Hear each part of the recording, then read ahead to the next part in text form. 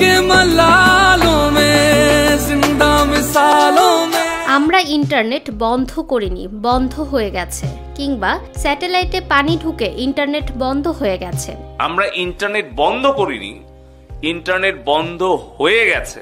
শিক্ষার্থীদের বৈষম্য বিরোধী আন্দোলনের সময় দেশব্যাপী নেটওয়ার্ক বন্ধ করে দিয়ে এমন হাস্যকর কথাই বলেছিল সাবেক আইসিটি প্রতিমন্ত্রী ফ্যাসিস্ট সরকারের অন্যতম মুখপাত্র জুনায়েদ আহমেদ পলক।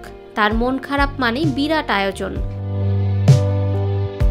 যেন পলকের মন খারাপের মহৌষধ ছিলেন তিনি। কখনো মেজাজ হারালেই ভাগ্য খুলে যেত অভিনেত্রী নুসরাত ফারিয়ার। ফারিয়ার ফিটনেসের প্রতি নাকি বিশেষ নজর ছিল পলকের, তাই কোনোভাবে মন খারাপ হলেই ডাক পড়ত ঢালিউডের এই নায়িকার। কেবল এটাই নয়, পলকের সঙ্গে সম্পর্কের জেরে 9 বছরের প্রেম এবং বাগদান ভেঙে দেন নুসরাত ফারিয়া, এমনটাই গুঞ্জন উঠেছিল বিনোদন অঙ্গন এবং সামাজিক যোগাযোগ মাধ্যমে।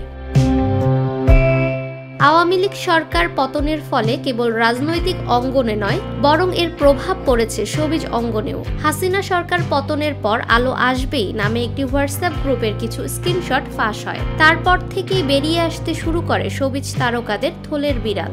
আবিষ্কৃত হয় বিভিন্ন রাজনৈতিক ব্যক্তিদের সখ্যতা এবং সংশ্লিষ্টতার বিষয়টি। সেই ধারাবাহিকতায় সামনে আসে অভিনেত্রী নুসরাত ফারিয়ার নাম। বিভিন্ন মাধ্যমে চর্চিত হয়েছে আওয়ামী লীগ সরকারের ডাক, টেলিযোগাযোগ এবং তথ্য প্রযুক্তির মন্ত্রণালয়ের প্রতিমন্ত্রী জুনায়েদ আহমেদ পলকের সঙ্গে ঘনিষ্ঠ সম্পর্ক ছিল ঢাকাই সিনেমার অভিনেত্রী নুসরাত ফারিয়ার। অভিনয় ক্যারিয়ারের প্রথম থেকেই সাহসী রূপে ধরা দিয়েছেন এই অভিনেত্রী। এমনকি খোলামেলা পোশাক নিয়ে অসংখ্যবার নেটিজেনদের কটাক্ষের শিকার হয়েছেন তিনি। এতটুকুতেই নয়, অন্যান্য ব্যক্তিদের সঙ্গে বিদেশে ঘুরে বেড়ানো নিয়েও নানান সময় সমালোচনার শিকার হয়েছেন এই নায়িকা। যদিও ক্যারিয়ারে তেমন কোনো হিট সিনেমা উপহার দিতে পারেননি তিনি, তবে পলকের সঙ্গে সম্পর্কের জেরেই নাকি রাতারাতি কোটিপতি হয়ে যান নুসরাত। এমনটাও জানা যায়, পলকের সহায়তায় শেখ মুজিবুর রহমানের বায়োপিক মুজিব একটি জাতির রূপকার সিনেমায় শেখ হাসিনা চরিত্রের অভিনয় করার সুযোগ পান তিনি। পলককে ম্যানেজ করে অবিরত চেষ্টা চালান আওয়ামী লীগের মনোনয়ন পাওয়ার।